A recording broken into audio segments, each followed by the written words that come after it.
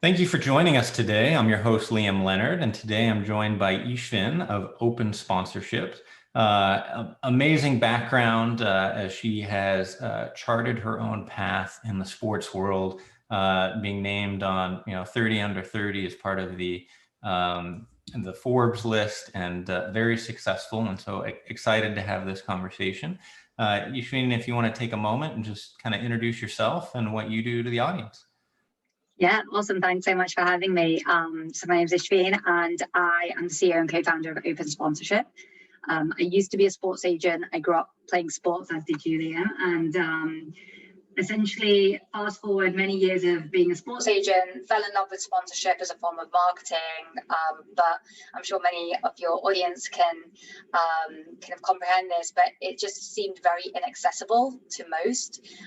Sponsorship seemed to be like reserved for the biggest brands with the biggest budgets, which shouldn't be the case, because there's an athlete or a sports team that always needs sponsorship, even at the lower end. So one day I thought, why is there not an Airbnb or Match.com for our business, for our industry? And so kind of very naively went to set it out, but now we are the largest. So we have over 8,000 athletes. We've done thousands of deals for hundreds of brands as big as a Levi's or an ESPN, but also small local businesses, startups, and essentially we have built technology to manage that whole process. So match to contracts to deal management and even ROI tracking. That's awesome. Can you talk a little bit about, it sounds like your experience has largely been on the agent side and the relationships and a little bit of the marketing, or the strategic side, as you talk about the technology and the app and the ROI and all of these things being integrated.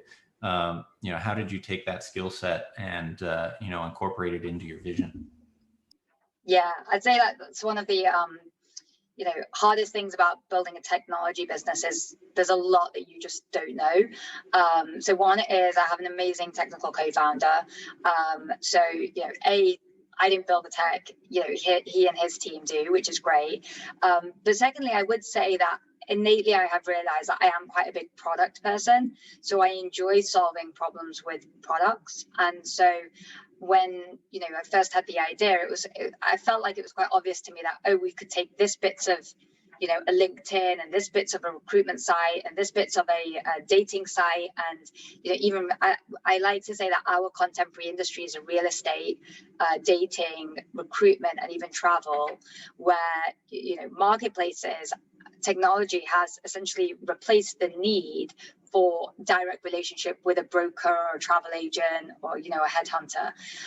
And so I spent a lot of time on Airbnb and other websites trying to figure out functionality that we could bring to ours. So that bit is really interesting, because when you build product, you can solve problems at scale. So that has been really fun. That's really cool. Taking the best parts of a bunch of different industries, right? Brilliant, right? And just creating something that's your own and adding value. Can you talk a little bit as we kind of set up our conversation here about what you did prior to Open Sponsorship and kind of the venture that you started there? Yeah, absolutely. So kind of post-graduating, so I studied at Oxford. I was a management consultant first for a few years, and then I went into the sports world, and I worked for an agency that they really taught me the ropes, and it was awesome. But I was super interested in cross-border deals. Liam already bonded over love for Manchester United, and looking at them, they had, I think at one point they had like 30 telecom partners globally. Like they had a telecom partner in Afghanistan and really random places, but they were the only ones who were really doing well with that. And I thought, why are there not more people doing global cross-border deals, especially when watching sports is so global? So set up an agency to do that. It was called Auxus, and really through that, that's I suppose how the idea came about, because my day job was literally always just being on a flight, trying to get to someone and figure out, and you'd have a meeting, you'd discuss what was available, and you'd know that in maybe 2 months all of that would have changed, and I would have to fly back to understand that. And that's where the idea came about, thinking, why do I need to meet you to know what you have available to sell? Like that doesn't make sense in today's modern era.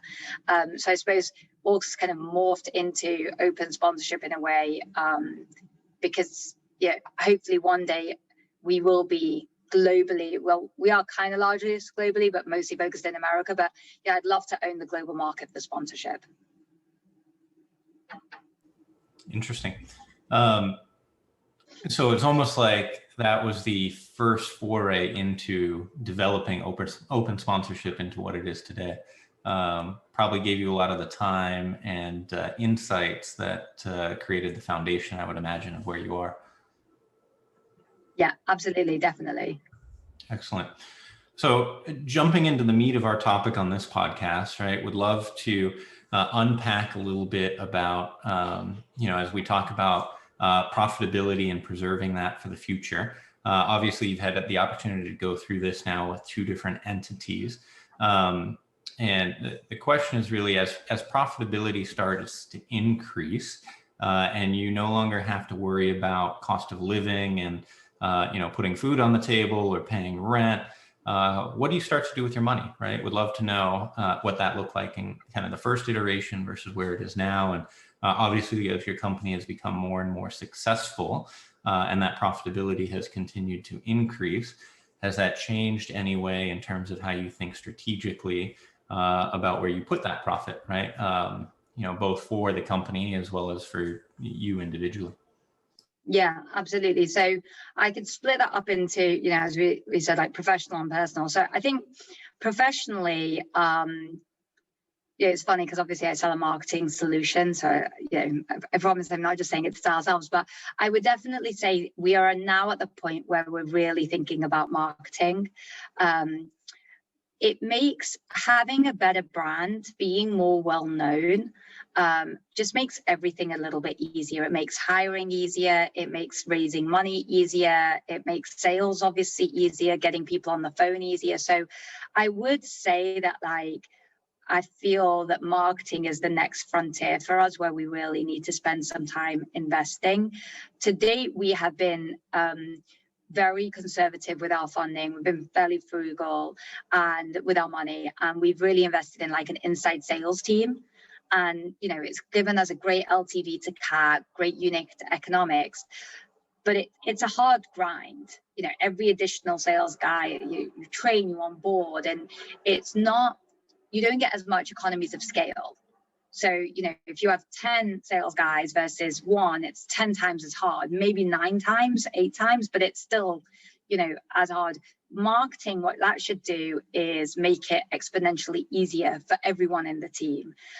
So that's really where, we just brought on a new PR guy, fairly expensive, and someone I'd never dreamed of bringing on before. But we need to tell our story. And so, we're really looking, I would say, marketing. We're thinking about using sponsorship for ourselves and how do we do that? And, what can we do there? So I'd say marketing is where we're spending a bit of time now. And then also the other place that I'd say we're spending more money now that we kind of forgo early on was like in operational tools. So, as you scale, you just need more like payroll. It's not as easy to run payroll. And now that we're remote, I think we have team members in like 4 different states. And so everything's just a bit more complicated. And so I think like that's the other thing, which is like, how do we find software to make our life easier so that we can scale faster? So that's on the professional side. Personally, interestingly, I would say that I don't feel I'm at the point yet where I can buy the boat or the aeroplane, and hopefully touch wood soon. But where I would say that personally I'd say I'm investing more is probably on like health and wellness, so like mental health, courses that allow you to do personal growth. And I think that when you're a young strappy entrepreneur, you're obviously just like very, like you said, like food on the table and like rent or whatever else. And then there's like from here to here, which is, like Jeff Bezos money. And in between, I think one thing that you have to be really careful of is actually like burnout for yourself. And so I think there's like 2 aspects to that. One is like, how do you ensure that you don't, there is a high opportunity cost being an entrepreneur. or running your own company, there's a high chance that you could be making 2 to 3x elsewhere.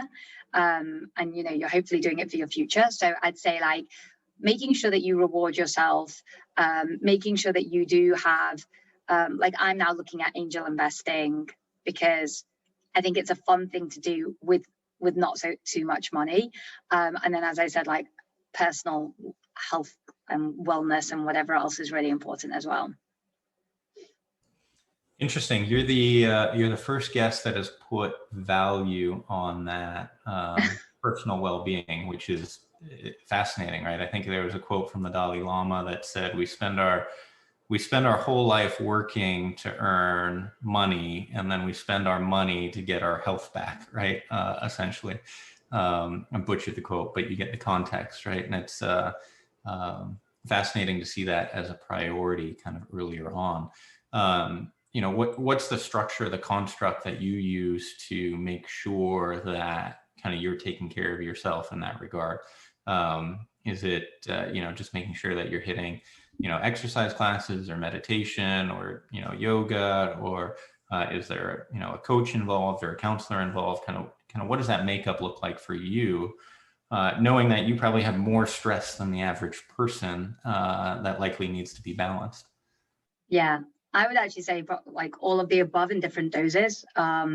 So, I mean, fortunately, I love exercising. So that one feels like has always been natural. But I would say, I think I credit not having being like burnt out to being able to exercise and enjoy sport.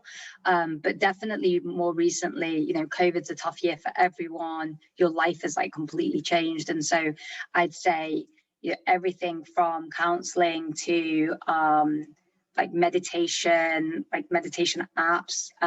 We're seeing it a lot already. Obviously being in sports, like Naomi Osaka just withdrew from the French Open because of this. And I do think, as a CEO, or regardless of the position, you have to turn up every day. But I do think we have probably a little bit more stress on our mind, mostly because of that. Like your wrong decision today could affect your future earnings exponentially. So it's quite a lot of pressure. So I would say, I think that's just like it is really important. And maybe it is more of this because at this point in time, like we haven't been able to take as many holidays. So I think holidays used to be a release now because you can't. But I'm not sure whether holidays are the best release or whether it should be a constant practice of like checking in with yourself. That makes sense. Instead of waiting for a big quote unquote release, right? Which once you have kids and you're traveling or you have family obligations, right? It feels less like a release and more like exactly. you have to do, right, during the holidays. But I think obviously trying to figure out what works best, right? And for you, it's exercise. Same for me. And for me, it's through sport, right? I don't go run. It just doesn't motivate me. I've got to be involved with other people in a social, right? And so I think it's finding those things and having that accountability that's hugely important. But to your point, right, as a CEO, there is no off switch for us usually, right? It's there is no typical work day, right? You're working late hours, you're working the weekend. There's ebbs and flows for sure. But you had mentioned the opportunity cost, right? And I think a lot of people don't realize the implications of what we give up in order to do what we do and pursue our passion, right? Not only from a potential earning side, but also on the relational side, right? The friend side, the travel side, right? Like all of that is sacrificed usually, and would love your perspective there. But there's huge opportunity costs that cascades all the way through some of those core things in life outside of earnings. Yeah, absolutely. I think there is so much of that where, that flexibility, the ability to switch off and whatever else, which is why I think, going back to like where you spend, I think it's just really important to be able to, spend your resources, time, money, probably more so, on things that satisfy you, so that you're not bitter and you don't take things to heart too much. Because otherwise, I think in the entrepreneurial world, the highs are very high and the lows can be very low. And I think it's important to be able to just like be a bit more balanced. And that's where I think like some of this mindfulness, or, you know, being able to treat yourself, you know, through your company or whatever else, can be quite important. Like I said, you know, if it's angel investing because that's fun, great, do it, even if it's, you know, it's not going to give you the biggest return, but hopefully it could do. But it's interesting. So I think like this element of, when you're not working, are you doing things that are making you happier, more zen? Yeah, you had mentioned reward yourself. I think were the words that you had used. What does that mean to you in terms of, what does a reward look like? Is that is it just time away? Is it, spending money to go do something? What does that look like for you? Yeah, it's interesting. Actually, we recently hired a senior leadership position, and we gave them a bonus structure, like a quarterly bonus structure. And neither me nor my co-founder has ever had that. We've just been purely base. And when we did the first one for Q1, it was all tied to goals. And I was like, well, this is kind of fun. Like, we should do it for all, like for me and my co-founder as well, like where we have like these quarterly goals and we get paid out.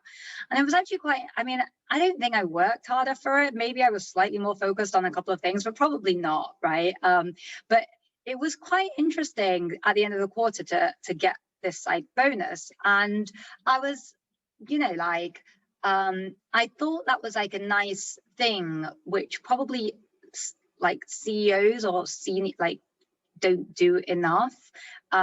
Pay yourself a bonus based on targets. But I think like just a small example of like rewarding yourself for the stuff that you're doing anyway, congratulating yourself, like, was Q1 the best Q1 ever? Like, I mean, we had a good Q1, but like usually maybe I would not have felt so elated, but hitting my own personal goals. And I think sometimes we take on the whole company's goals as our own, whereas actually maybe we should have our own personal goals versus, the company. So just a small example of like a way to reward yourself that like is unique and different I had never thought of before.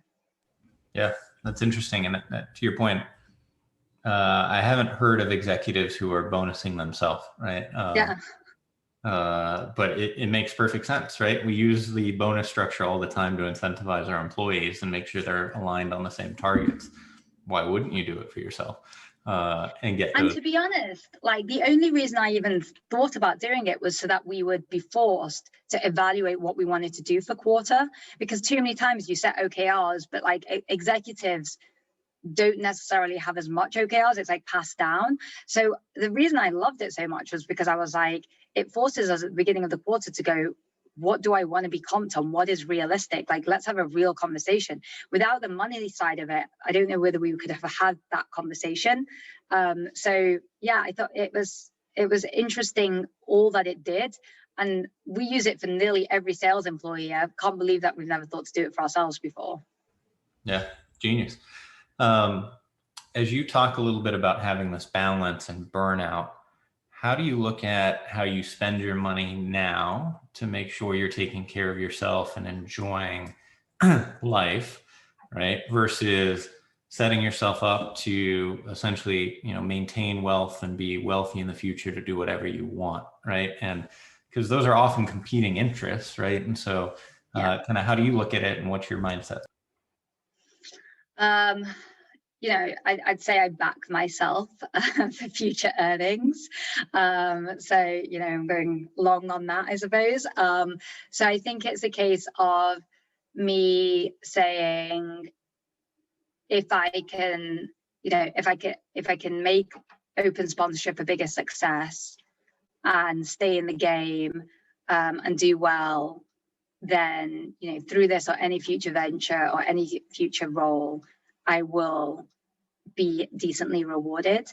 And so, maybe I'm fortunate enough to be able to think like that, or maybe because I'm a bit younger, or I don't know. But so I suppose I'm not so much, and you know, I don't have kids, so I'm not so much thinking about like retain, like savings are absolutely necessary as much as like the ability to keep earning is what I'm kind of banging myself on. Are you worried at all in terms of having to start over? Does that scare you in any way? It's a good question. No, I think change is healthy, and I never think you're really starting over. You're always starting at a step from where you came from. So you may be slightly changing direction, and probably not even changing direction. So what does that really even mean? Because starting over implies you're going to the beginning. How could you go to the beginning when you have your life's worth of experiences?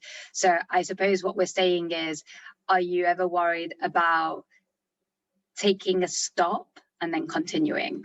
But like, we do that every day when we drive, right? We stop and we start, we stop and we stop, we stop and we stop. We don't just keep going. So I don't think I'm ever worried about that. I would say my biggest worry is always, am I making the right decisions today? And I think that's where the stress comes from, because you're like, what am I doing today that's going to move the needle forward? And like, you know, I joke that Mondays are the brightest day of the week for me, because the week is so long and there's so much left ahead. And then by Thursday, reality strikes of how much you've achieved. And so it's really depressing. So I think I think today is the scariest day for me, not tomorrow.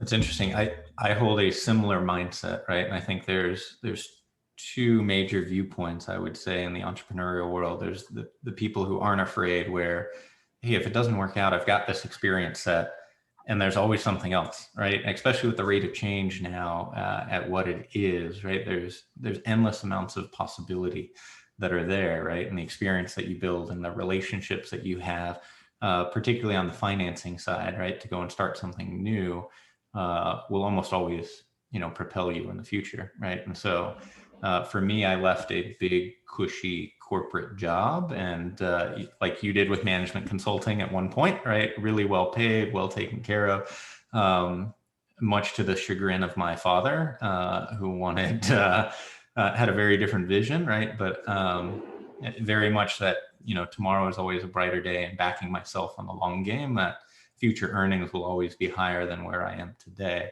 I think that's one camp, right, which I glean that you and I fall in. And then there's another camp where I think a lot of people get paralyzed, right? They get used to whether it's the lifestyle, right, or the house or the car, and the thought of losing those things temporarily and having to restart, you know, almost paralyzes them into making different decisions today that, to your point, likely affect their future. So I don't know, have you seen something similar? Yeah, I think you're completely right. And it's really who you are. So, you know, I moved from consulting into sports, and I also moved from London to Delhi, India at that point.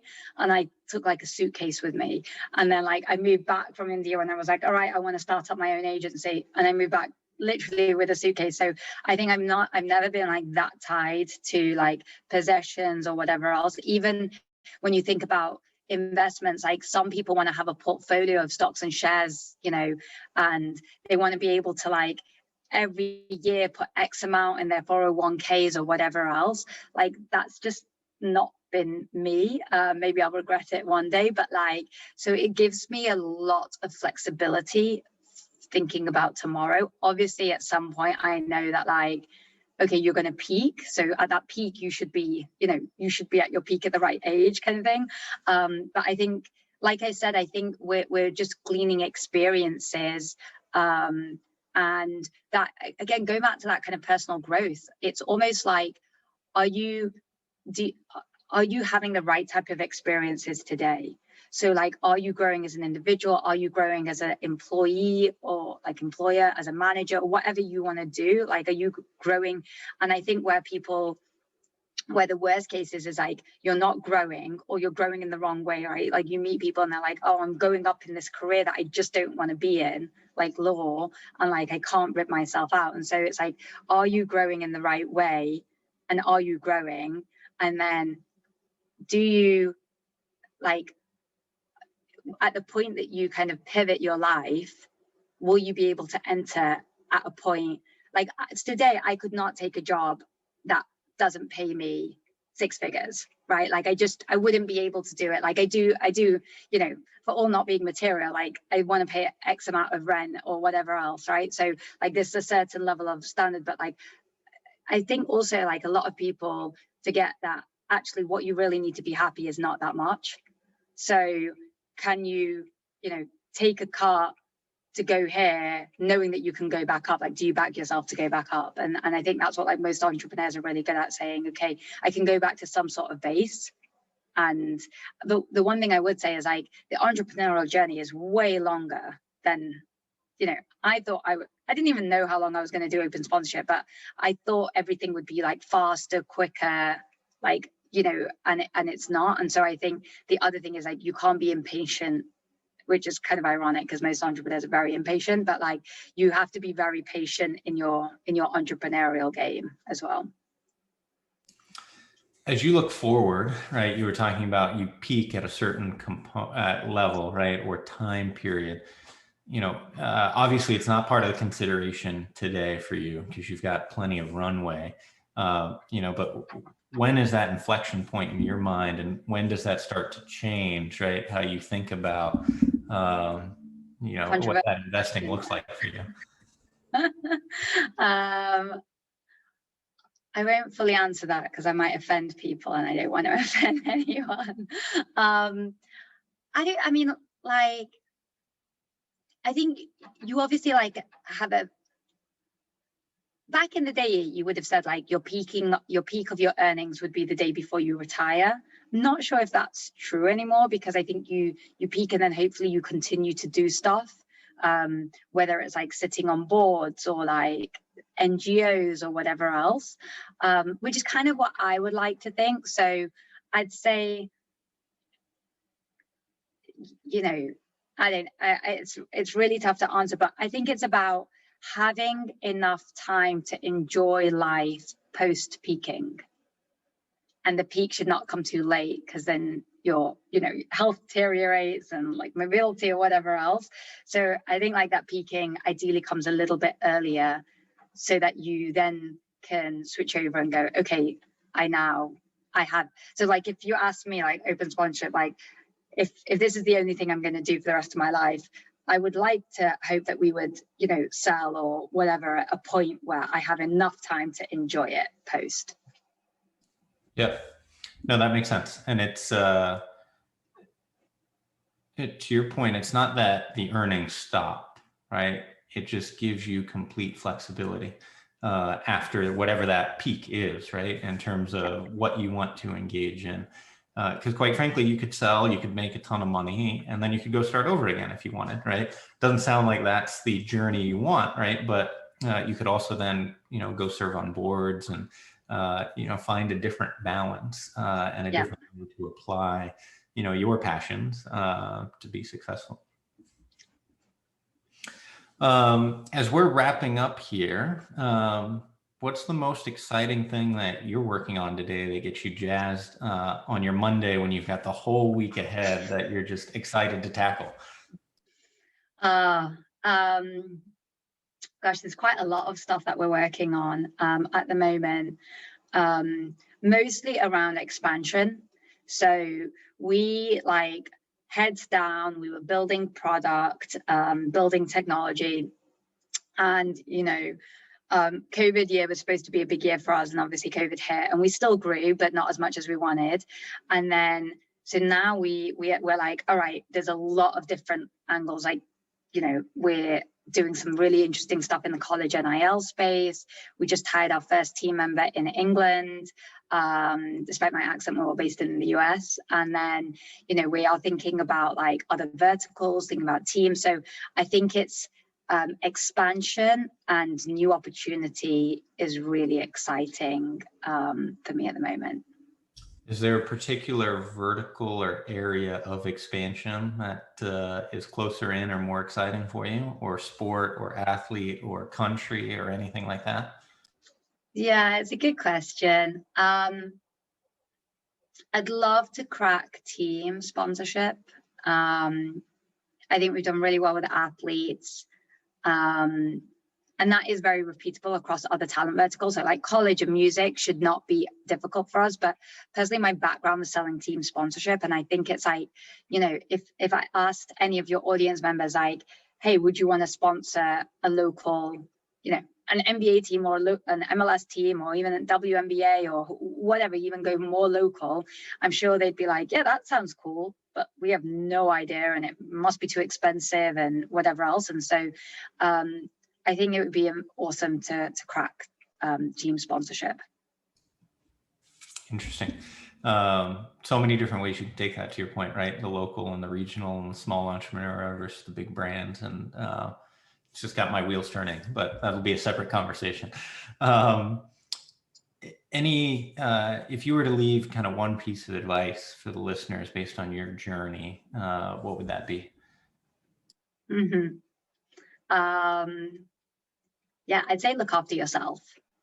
You know, I think we all do it. We all put too much pressure on ourselves and we overthink things. And, you know, obviously in a lot of the work I've been doing at the moment, it's all about like, if you could try and enjoy the journey and not tie yourself to that outcome. And I think I have to, you know, even like we're doing well, obviously, and it's great, but even I have to remind myself, like, I enjoyed today, even if it was a bit stressful. So I'd say enjoy today. Don't take it for granted that tomorrow will be better. So make sure you can enjoy today. That's so key. The journey is so important, right? Particularly as an entrepreneur. And if you don't enjoy the journey, it's going to be pretty miserable along the way. Because it's longer than you think, right? And it goes slower than you think or anticipate. But yeah, appreciate the time chatting today and learning kind of about you and your perspective. What's the best way for our audience to be able to connect with you? Yeah, so personally, find me on LinkedIn. Professionally, find us at opensponsorship.com. Very cool. We'll appreciate the time today and look forward to staying connected. Yeah, likewise. Thank you. Thank you.